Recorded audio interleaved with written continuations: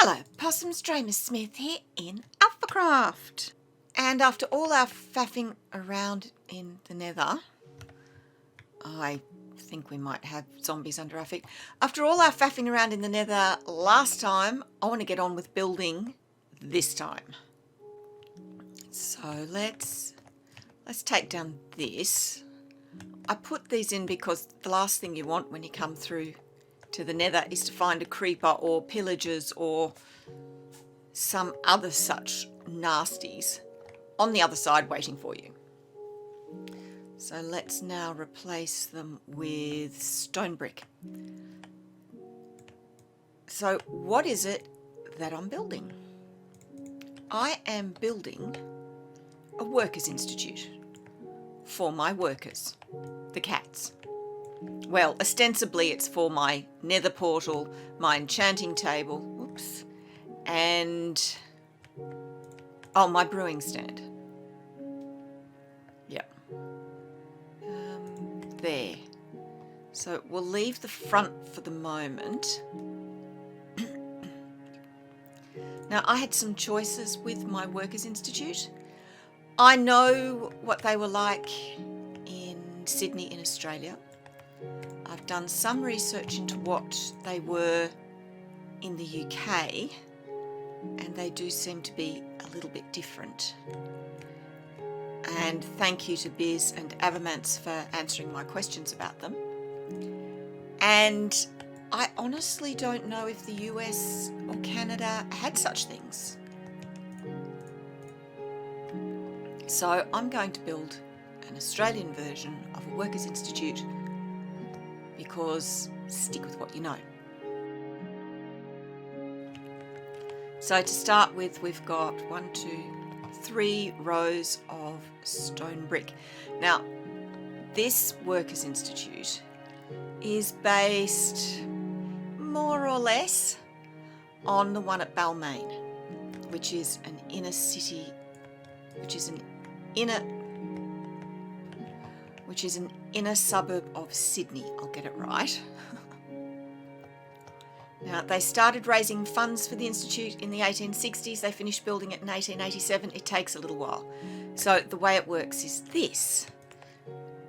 The workers who are interested get together, they form an association. They all put in annual fees towards the building of the Institute.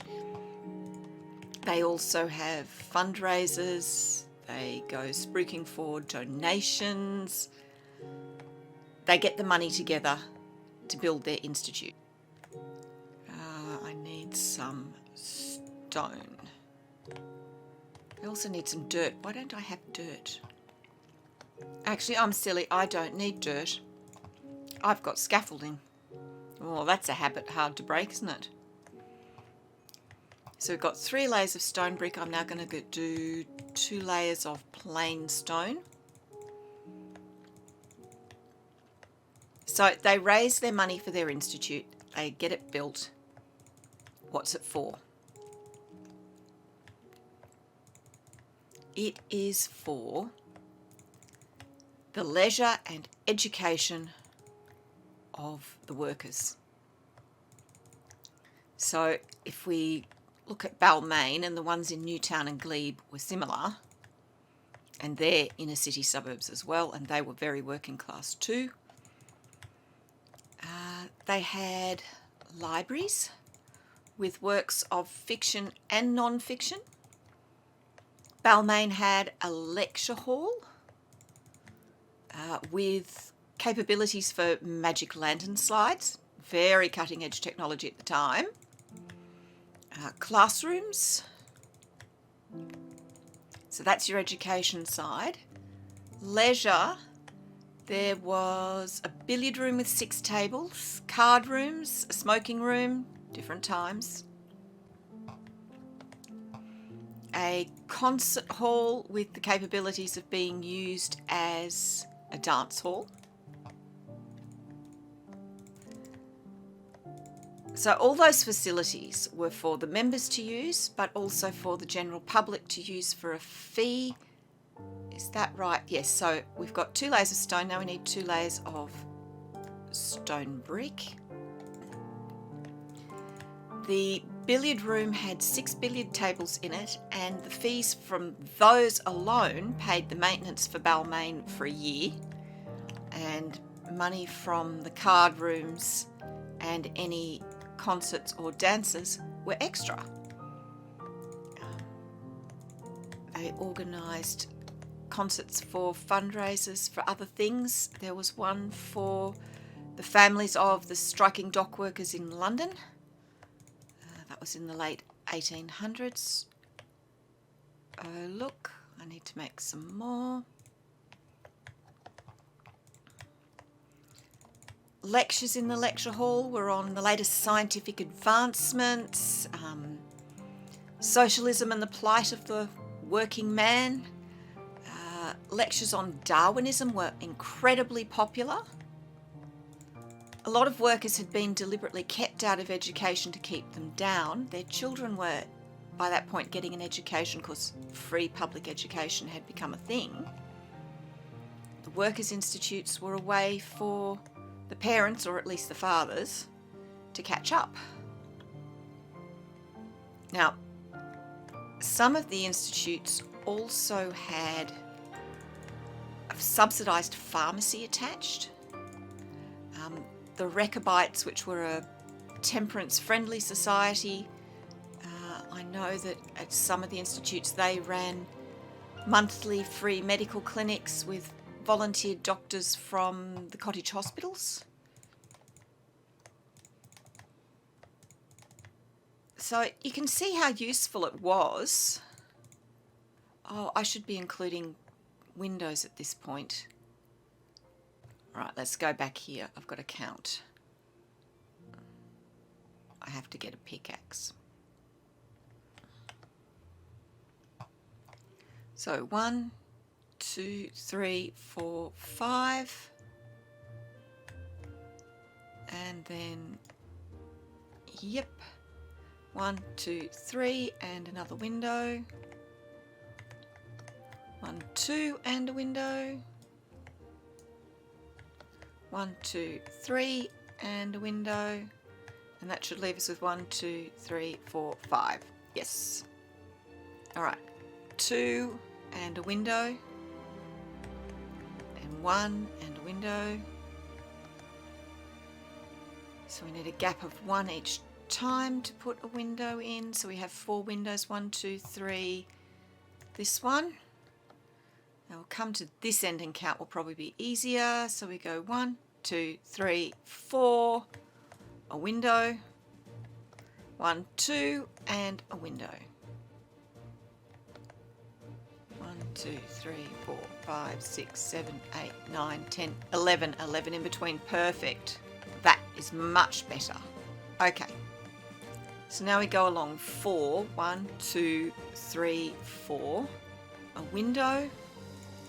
2, a window, and another 2, and our last window, and this should be 11 again. 1, 2, 3, 4, 5, 6, 7, 8, 9, 10, 11. Yes. Second row of smooth stone blocks. Now, Workers' Institutes in Sydney were in the main streets in the working class suburbs. They were cheek by jowl with other buildings. I don't have enough. 1, 2, 3, 4, 5, 6, 7, 8, 9, 12, and 5 is 17. Anyway, they were cheek by jowl with other buildings. The side walls were very plain because they were usually shared walls. But when I went researching Workers' Institutes in the UK, they were freestanding. And I'm told by Biz and Avamance that that's pretty typical. 17. There we go. So I had a bit of a dilemma. Do I remodel this to be like the British ones, like St Fagan's down in Cardiff or Cradley Heath up in the north, or is it in the West Midlands? West Midlands, I think. So they were freestanding. They were on their own bit of land, however large or small that was. They certainly weren't in amongst the shops. But I thought, go with what you know. Plus I have a soft spot for the Balmain one because some of my ancestors were instrumental in getting it built and instrumental in its running. So allow me my favoritism in this point. That's got to come up one more. So while that's cooking, we can do the next level, which is 2 layers of stone. And that gives us the tops of our windows.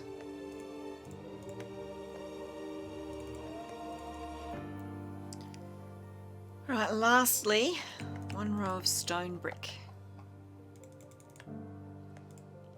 Now this isn't quite like the Balmain one. I've changed the front a little. The side walls are not probably going to have anything built against them, so I've made them a little more interesting than they should be, but not much.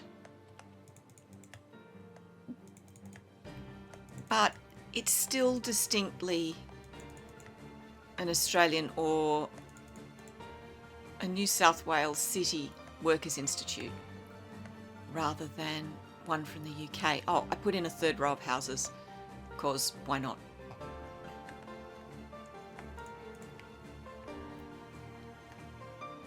Right, up we come.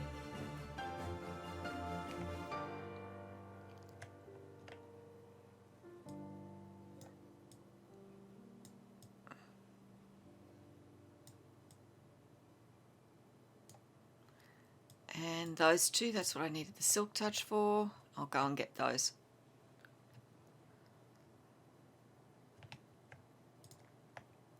Oh, and I forgot a back door, which goes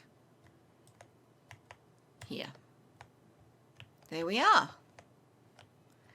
There's a side door to go up there as well.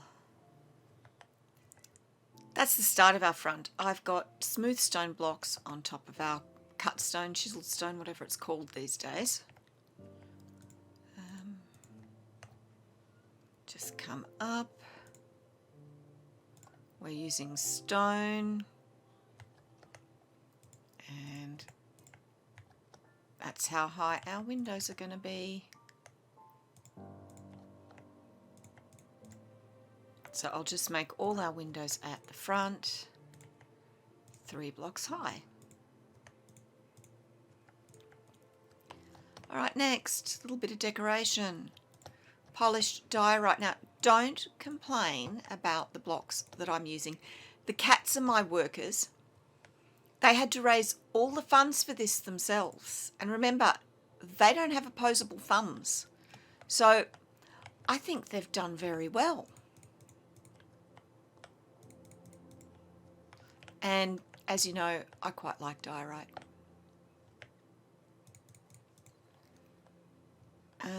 What do we do then? Those get left, and these windows that are 2 blocks wide, 1, 2, 3, 4, they have polished diorite stairs. And down this end too.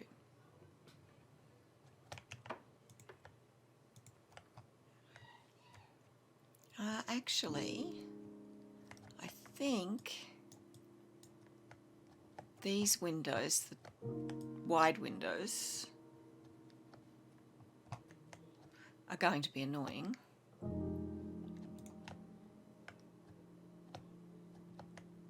Yeah. They are a block taller. There we go. Now this is where our quartz comes in. Upside down quartz stairs. We'll have to put you back in a minute.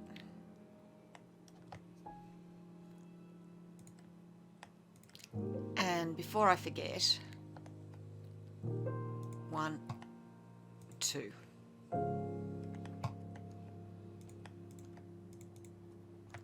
Fan lights, and we'll have to put doors in. Now I need to go get some white glass for the windows, and then we can start building the next floor, I think. White glass in. We're going to decorate these windows next. Now, this is a little bit of a palaver, and it's my fault because I'm super fussy. Got birch trapdoors, and I'm putting them in against dirt so that that little handle is against the wall. And then we put in gates and we open them inwards. So I'll just get rid of this. I know I should have a shovel on me. Guess what? I don't. And there we go. We've got little window awnings. So I'll do that on the other ones. All right, a row of stone brick.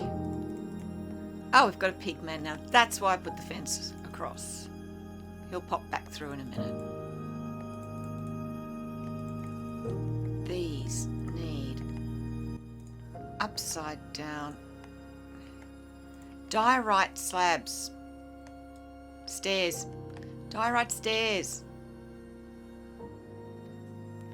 And then a block at the corner, a block at the corner, and diorite stairs going all the way along above the windows.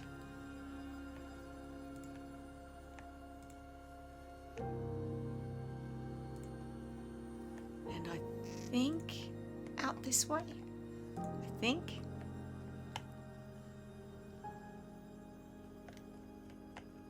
Alright, we'll do the same over the entranceway.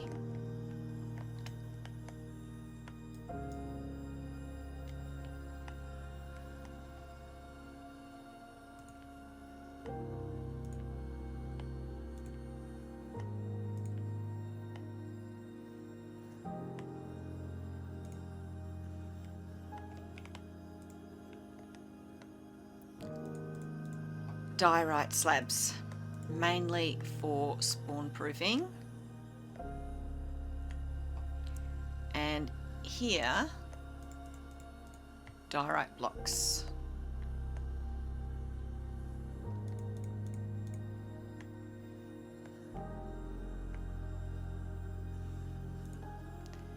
Right, let's go back to forming windows. So we have, what do we have? 3 windows here. 1, 2, 3. Which means I think that this is in the wrong spot.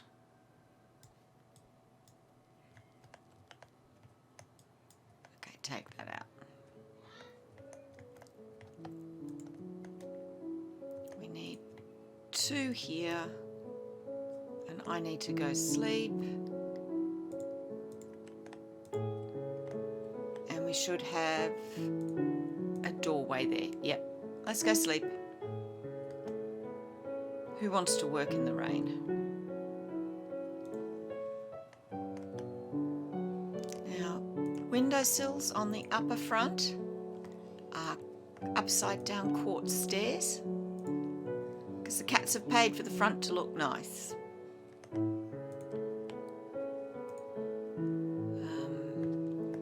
If that's 2 blocks, the windows are 3 tall again.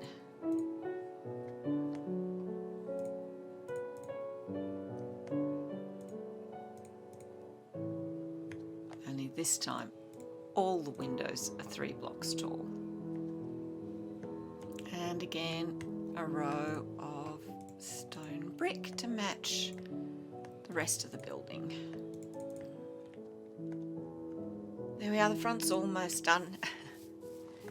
I know it's a bit colonial, but You know, we were the colonies. I'm just going to finish off that top bit, put a little curve on it, and then cap off that with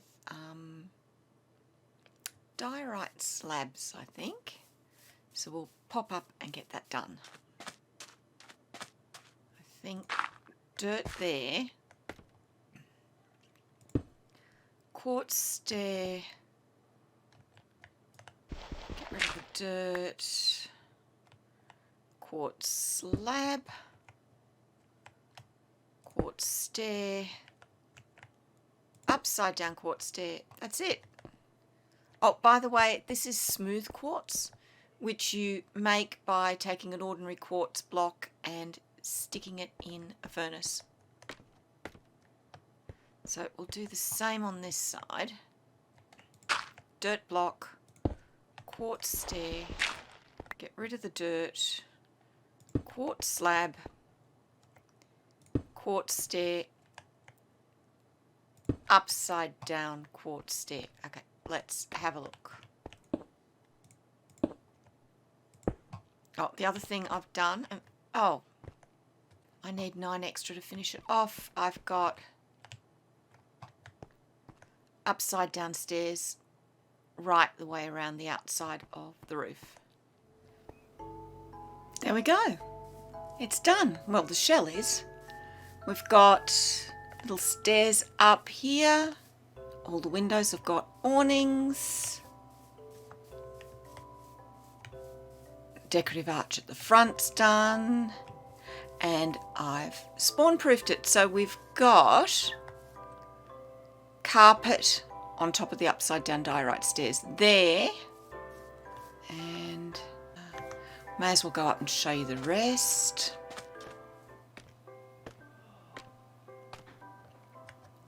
Stone pressure plates here. Iron pressure plates on the quartz. That's it. So there we are, little balcony here. The doors are in. Next time we'll do the insides. And I'm not putting the roof on till then either, because otherwise it just becomes a big de facto mob farm. So on that note, I'll bid you all adieu. If you've liked this, you know what to do. Whack the like button, subscribe if you haven't already. Hit the notification bell, select all and turn notifications on. And I'll see you next time we'll get started on the interior. Bye!